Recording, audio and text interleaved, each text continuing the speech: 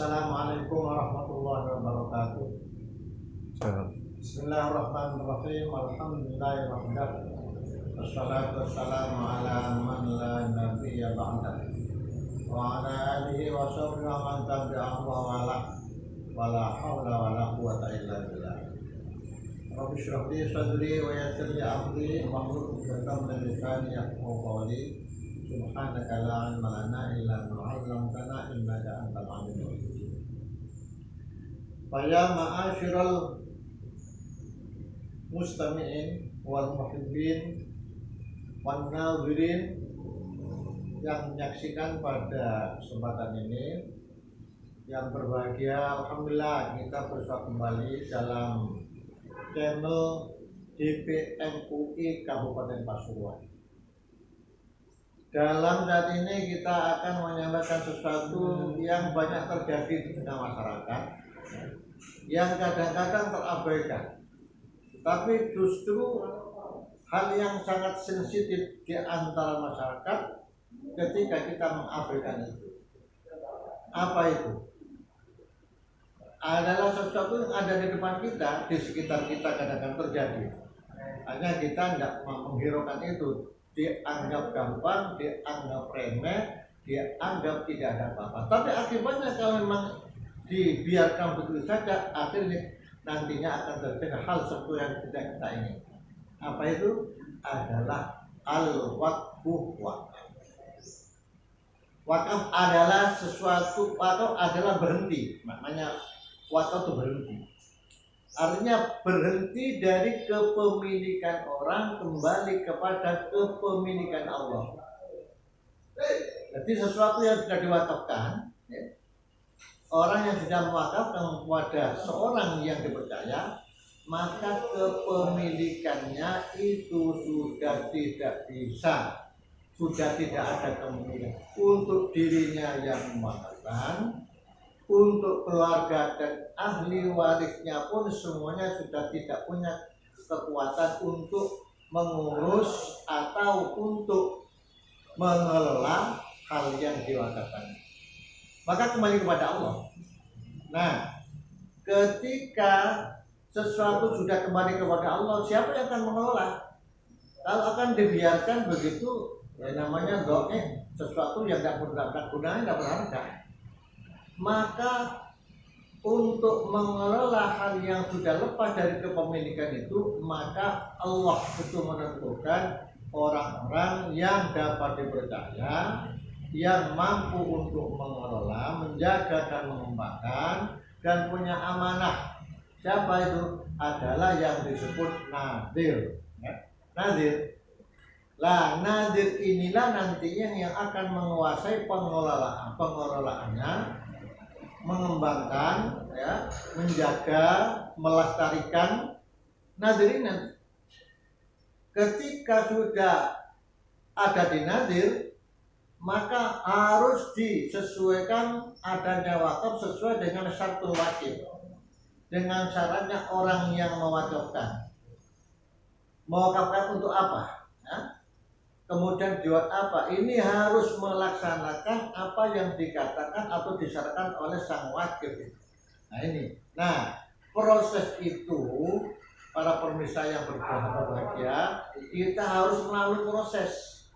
Dan tidak ujuk-ujuk dari nadir, tidak.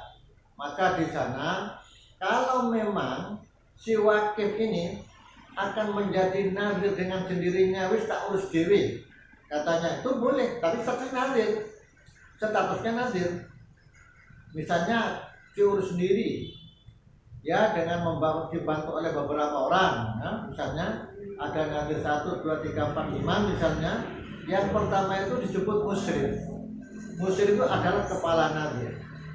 Kepala nadir adalah orang yang melakukan kebijakan di dalam pengelolaan itu. Ini kalau langsung adanya wakif memproklamasikan diri sebagai nadir. Kalau tidak, maka akan kembali kepada ulama, ya, ulama yang akan mengelola.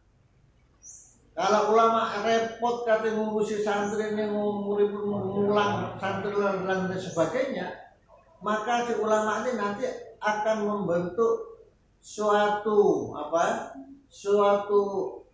proses untuk menghasilkan nadir yang akan mengelola tanah wakaf. Maka sang ulama itu nanti membentuk yang disebut sulahaul balad. Sulahaul balad artinya orang-orang soleh di negara itu. Ada beberapa orang, 10 orang, 15 orang. Nah, kemudian dari 10-15 orang ini membentuk atau mengangkat orang-orang yang memenuhi kriteria sebagai nadir dan tanah wakaf. Selain itu tidak boleh tidak seperti itu. Nah, kriteria yang harus penuhi adalah yang pertama harus adalatul batinah, harus jujur ya, harus jujur, amanah, dapat dipercaya, kemudian mampu untuk mengelola, mengembangkan, menjaga arti ayat, kemudian mengembangkan. Ini harus punya si nadir itu seperti itu. Kemudian juga ya tentunya Islam, betul. Baru ini bisa dijadikan nadir dari tanah wakaf yang telah lepas daripada kepemilikan seseorang. Ini bisa sah ya secara maka harus si wakif itu menyerahkan kepada nadir yang telah dibentuk oleh sulahaul balad itu melalui proses KUA di sana yang akan membuat nanti PPAIW namanya, PP Pejabat Pembuat Akte Ikrar Wakaf, itu KUA, dengan membawa surat-surat tanah, cerita tanah dari kepala desa dan materai. Nah nanti diproses di KUA. Setelah di KUA maka nanti akan dibawa ke Kemenang. Maka akan diproses di Kemenang sana, diperiksa. Setelah betul-betul orang yang akan mengelola wakaf ini betul-betul sudah sesuai dengan kriterianya, maka akan direkomendasi di sana. Maka salah si nadir itu. Nah, wakif yang sudah melemah ini sudah tidak bisa mengelola apa-apa, termasuk anak turun tidak punya kekuatan apa-apa memilikan, sehingga dikatakan kalau sudah diwakafkan maka tanah atau harta itu layu bau, tidak bisa dijual belikan, wala yurasu, tidak bisa diwariskan, wala yuhabu, dan tidak bisa dihibahkan. Ini sudah statusnya. Jadi yang kuasa itu pada waktu adalah sudah nadir. Jadi si wakif ini yang punya tanah dulu ini sudah benar tidak punya kekuasaan apa-apa. Nah, salahnya kadang-kadang sekarang terjadi karena tidak diurus sedemikian rupa, kemudian waktunya sudah sekian sehingga yang mewakafkan sudah meninggal. Kadang-kadang terjadi ahli waris ngakon-ngakoni apa di KPP.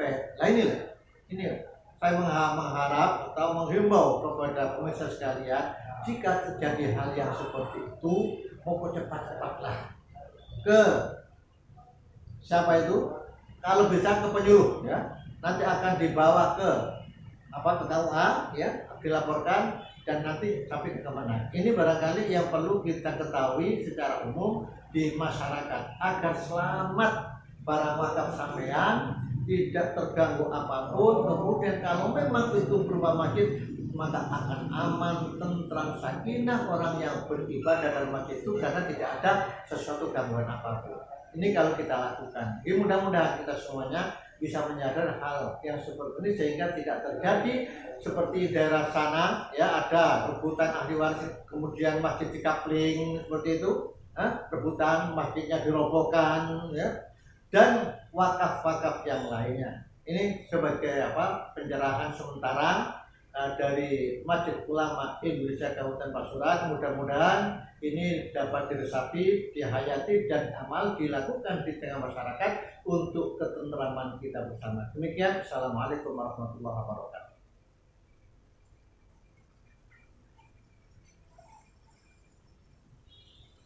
Nah.